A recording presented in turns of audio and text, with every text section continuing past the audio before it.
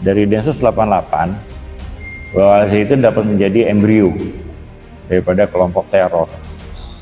Meskipun pada pelaksanaannya Al Zaitun mempunyai pola yang berbeda. Tidak melakukan aksi perlawanan, tapi dia melakukan aksi menguasai wilayah. Anggota Densus 88 sebut Syekh Al Zaitun Panji Gumilang suburkan perekrutan calon teroris. Namun yang dilakukan oleh Panji Gumilang adalah menyuburkan perekrutan calon-calon teroris dengan meletakkan dasar-dasar militansi kebencian kepada NKRI. Penyimpangan paham atau ajaran Islam yang dipraktekkan organisasi NII KW 9 adalah adanya mobilisasi dana yang mengatasnamakan ajaran Islam yang diselewengkan. Kemudian juga adanya penafsiran ayat-ayat Al-Quran yang menyimpang dan mengkafirkan kelompok di luar organisasi mereka. Saya sudah curiga sebenarnya. Ini pondok pesantren dibikin di tengah-tengah hutan. Anda kalau punya IT, coba cepat dari satelit itu bisa. Kemudian mau di view dari mana aja bisa. Sekarang sudah sangat modern. 2-3 tahun lalu itu menurut saya belum ada jalan yang seperti yang sekarang kita foto dari satelit itu. Sekarang sudah ada tuh jalan panjang, sangat mewah sekali. Yang kemarin di demo itu, pintu demo itu. Misteri sebenarnya. Mereka mengaku tidak kekurangan duit. Saya semalam membaca atau mendengarkan video pidato Pak Panji di depan para wisudawan itu loh, yang ada Pak Dahlan Iskan itu. Setahun kita mengelola uang 500 lebih miliar. Itu yang gede, Tapi aset yang dimiliki Zaitun itu lebih besar lagi tuh. Dari mana uangnya itu kan waktu itu? Dibangun di tengah hutan. Kenapa di tengah hutan? Maka pendemo-pendemo itu bakal gagal, nggak bakal betah mendemo Zaitun. Itu ada mobil 2000 yang menghadang mereka. Ada orang-orang yang menghadang mereka. Saya tanya di medsos saya, di IG saya. Coba tebak. Ribuan orang yang di dalam di dalam bangunan ini siapa mereka? Ini saya pertanyakan di IG saya, Instagram saya. Jawabannya macam-macam. Nah, sayangnya ini rahasia publik. Yang disebut Pak Kumis tadi kan itu rahasia umum sebenarnya. Wong Pak Hendro Priyono itu pada tahun 2002 itu nantang kok. Siapapun yang melawan Al Zaitun akan saya hajar.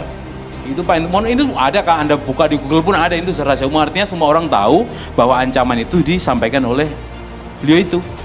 Kalau dikaitkan lagi dengan Al Zaitun, sesuai dengan penelitian daripada MUI tahun 2022, itu disebutkan bahwa hubungan antara Ahad Al Zaitun dengan organisasi NII KW 9, ya, ini bisa di mana hubungan historisnya kelahiran Masad Al Zaitun ini memiliki hubungan historis dengan organisasi NII KW 9. Finansialnya udah jelas, juga disampaikan. Hubungan kepemimpinan antara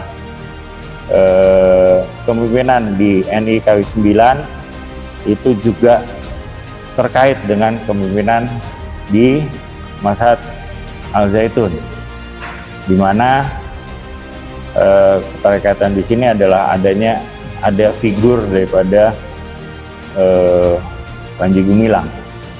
Ya, beliau adalah salah satu pemimpin di Masad Al Zaitun, juga sebagai pemimpin di organisasi NII KW 9.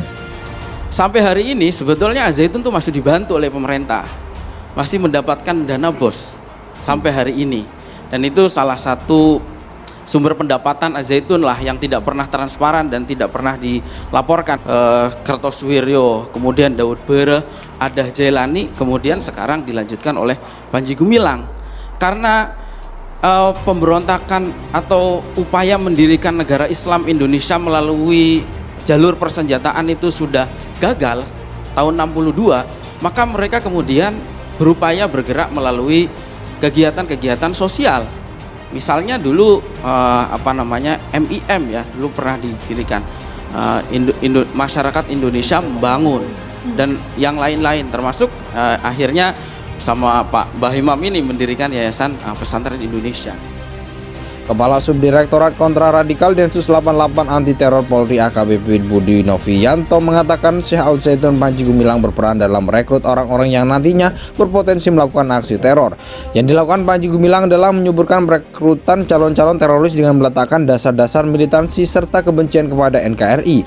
Kata Budi saat mengisi seminar dengan topik di balik polemik Pondok Pesantren Al Zaitun Indramayu yang diselenggarakan oleh BEM Unusia yang juga disiarkan secara langsung melalui kanal YouTube pada Suka TV pada Senin 19/96/2023.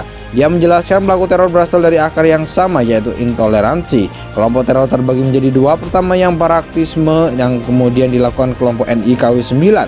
Mereka tidak menggunakan cara teror. Sedangkan yang kedua adalah kelompok yang melakukan aksi teror, yaitu Jemaah Islamiyah atau JL. NII pernah dipimpin Abdullah Sungkar pada 1993 yang kemudian membentuk JI. Belakangan JI justru membangun afiliasi internasional dengan organisasi militan yang memiliki tujuan global.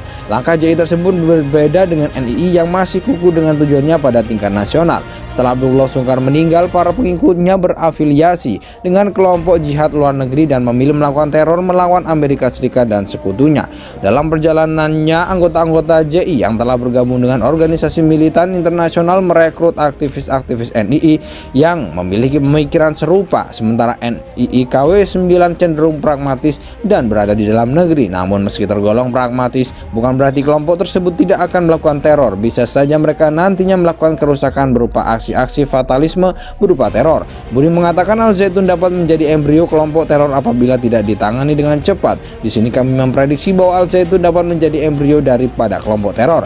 Meskipun pada pelaksanaannya Al Zaitun memiliki pola yang berbeda, tidak melakukan aksi perlawanan, tapi dia melakukan aksi menguasai wilayah. Makanya kalau kita lihat kenapa Al Zaitun luas wilayahnya sampai di mana-mana, karena memang begitu polanya. Dia tidak seperti melakukan aksi seperti kelompok NI yang lain, tapi dia akan mencoba menguasai wilayah-wilayah yang ada di Indonesia ini, kata Budi memaparkan. Lebih lanjut, Budi mengatakan orang-orang yang bergabung di Al Zaitun dapat berpotensi bergabung atau direkrut oleh gerakan atau kelompok-kelompok teror.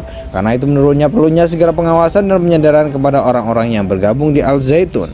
Menurut Budi, bila tidak adanya penyadaran dan pengawasan, dikhawatirkan orang-orang disebut akan membentuk kelompok baru dengan nama berbeda tapi memiliki tujuan yang sama, yang pasti akan mengerongrong kedaulatan NKRI karena jelas targetnya untuk membentuk negara Islam.